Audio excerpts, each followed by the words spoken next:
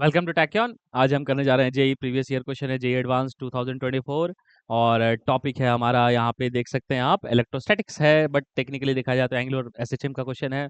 एक angular SHM का बड़ा प्यारा सा क्वेश्चन है। डाइपोल ऑसिलेट कर रहा है यहाँ पे, इलेक्ट्रोस्टैटिक प्लस एंगुलर एसएचएम का मिक्स्ड है। 2024 का क्वेश्चन है और ये रहा क्वेश्चन आपके स्क्रीन के ऊपर। क्वेश्चन है, a small electric dipole P naught having a moment of inertia I about its centre is kept at a distance small r from the center of a spherical shell of radius capital R. The surface charge density sigma is uniformly distributed on the spherical shell. The dipole is initially oriented at a small angle theta as shown in the figure. While staying at a distance r, the dipole is free to rotate about its center. है ना? तो question है, if released from rest then which of the following statements are correct? फिर उसने पूछा है कि dipole will undergo small oscillation for any value of small r for greater than capital r, और एंगुलर फ्रीक्वेंसी पूछी है 2r पे capital R पे। चलो इसको समझते हैं डिटेल में दिया हुआ क्या है। So now let's try to understand what is given in the question. देखो हो क्या रहा है बेटा, हो ये रहा है कि एक यूनिफॉर्मली चार्ज्ड शेल ले लिया है उसने। देखो है ना, उसने क्या लिया, देखो स्फेरिकल शेल, शेल मतलब अंदर से खोखला, वैक्यूम है अंदर से, है ना। यूनिफॉर्मली चार्ज है और चार्ज डेंसिटी कितनी दी हुई है, सिग्मा कूलम पर मीटर स्क्वायर। अच्छा, और मान लो कि इस पे टोटल चार्ज कैपिटल क्यू है, उसका भी यूज करेंगे। इसका रेडियस दिया हुआ है कैपिटल आर। कहता है क्या कि इसके सेंटर से स्मॉल आर डिस्टेंस पे एक डाइपोल रखा हुआ है। अरे बाप, एक स्मॉल आर डिस्टेंस पे एक डाइपोल रखा हुआ है जिसका डाइपोल मोमेंट पी नॉट है। और मैं तो इसको और बढ़ के कहता हूं, मालूम है डाइपोल को समझ लो कि सेंटर ऑफ मास पे ना, इस डाइपोल के किसी ने कांटी ठोक दिया, ऐसा है ना। फिक्स्ड है from the centre of mass, ऐसा सोचो, fixed from the centre of mass. अच्छा, अब ध्यान से देखो तो क्या होता है प्रॉब्लम, इस शेल के कारण इलेक्ट्रिक फील्ड इस डाइपोल के पोजीशन पे अगर देखा जाए तो ठीक ऊपर है ना, electric field to the shell. अब इस डाइपोल को हल्का सा शिफ्ट करो इधर थीटा एंगल पे। इनिशियली तो इनिशियली अगर देखो, अगर डाइपोल सीधा रहता है ऐसा, अगर डाइपोल ऐसा सीधा रखो, so what is the torque on this dipole right now, ये पी नॉट है ना। इनिशियली क्या था, टॉर्क जीरो है। तो देखा जाए तो ये वाला पोजीशन कैसा पोजीशन हो गया, equilibrium position, because P naught and E are in the same direction. But when you try to tilt it like this, ये इक्विलिब्रियम पोजीशन है क्योंकि torque net is zero. But when you try to tilt it like this, now the torque is not zero, that torque is having some great value here. वो torque की value क्या होती है, P E sine theta. तो torque क्या होगा बेटा, P naught E sine theta. अच्छा, पी नॉट, इलेक्ट्रिक फील्ड उस पोजीशन पे कितना है, K q by small are square sine theta. अच्छा, फिर क्यू को मैं क्या लिख सकता हूं, आई कैन राइट, अच्छा के को क्या लिख सकता हूं, 1/4 पाई एप्सिलम नॉट, और क्यू की जगह sigma into 4 pi capital R square, है ना। आप जानते हैं ना कि सिग्मा क्या होता है, it is charge per unit area. How much is the area of the shell, 4 pi r square. So q is equal to sigma into 4 pi r square. Okay, now ये चीज, अच्छा इंटू साइन थीटा। वाह, अच्छा इसमें कुछ missing है क्या, एक स्मॉल आर स्क्वायर मिसिंग।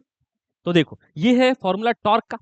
अब इसको चलो रिड्यूस करते हैं। रिड्यूस कैसे करते हैं, 4 पाई ने 4 पाई को कैंसिल कर दिया। तो आप देखेंगे ध्यान से तो एक बात समझ में आती है कि हम बात जो कर रहे हैं, पहले टॉर्क लिख लेते हैं। टॉर्क का क्या एक्सप्रेशन आ रहा है बेटा, देखो torque is coming to be P naught sigma are square sine theta, ऊपर P naught, P naught sorry P naught sigma are square sine theta divided by how much, epsilon naught small are square, epsilon naught small are square, this is torque. अच्छा, अब हमें पता है कि हम जो कर रहे हैं ये एसएचएम की बात कर रहे हैं, एंगुलर एसएचएम में। So for angular SHM the oscillations are very small. For are angular SHM, है ना, ऑसिलेशंस आर, ठीक है ना, oscillation amplitude is very small, है ना, oscillation amplitude is small, that means theta is very small. अच्छा, theta small मतलब sine theta becomes equal to theta. ठीक, अब इसको लिखो तो टॉर्क कितना आएगा, P naught sigma are square by epsilon naught are square into theta. Now you can see that कि this torque, this thing is behaving like C theta.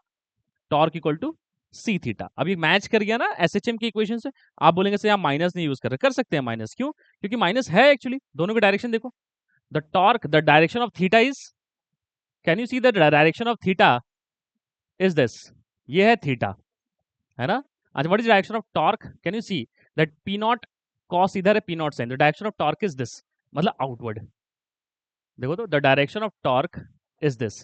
Can you see both are in opposite direction.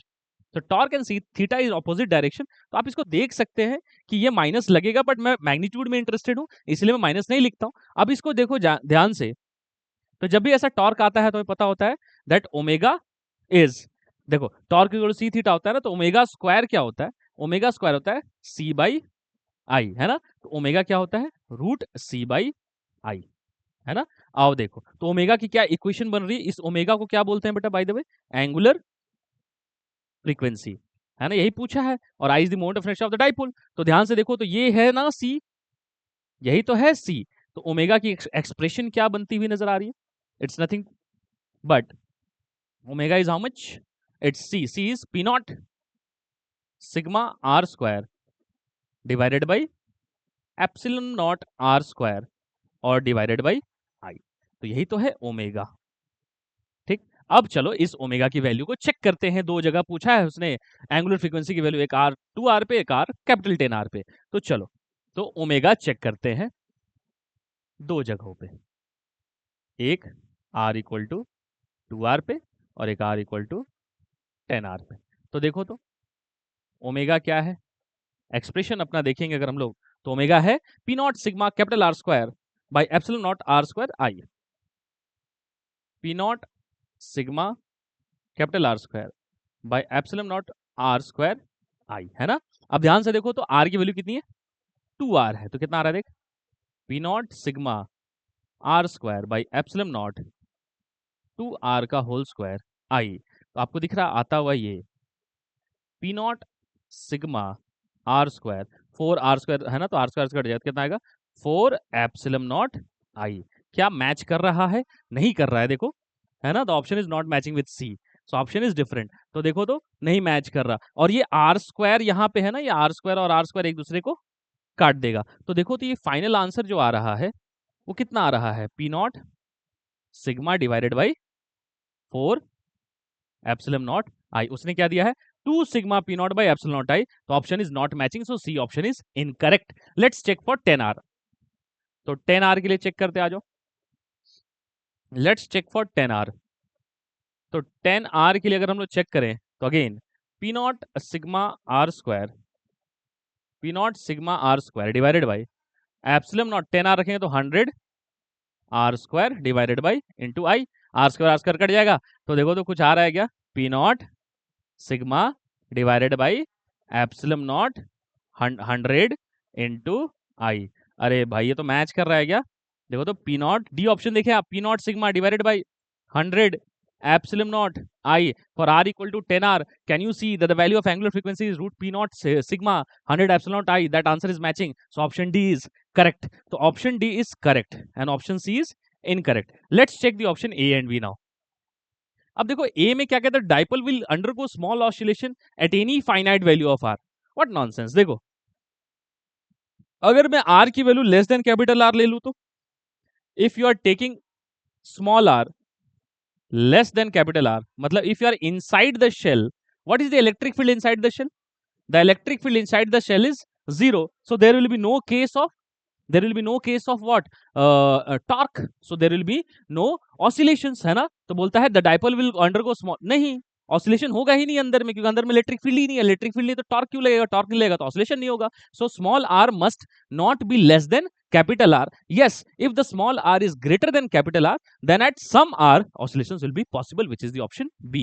Option B क्या कहता है? The dipole will undergo small oscillation at any finite value of small r greater than capital R. हाँ, capital R से बड़ा मतलब shell के बाहर ऐसे पोजीशंस होंगे जहां पे ऑसिलेशंस हो, बिल्कुल होंगे. सेल्स के बाहर हर जगह पॉसिबिलिटी है, बस सेल्स के अंदर कहीं नहीं है. तो आपको क्या दिखता है? B option is correct.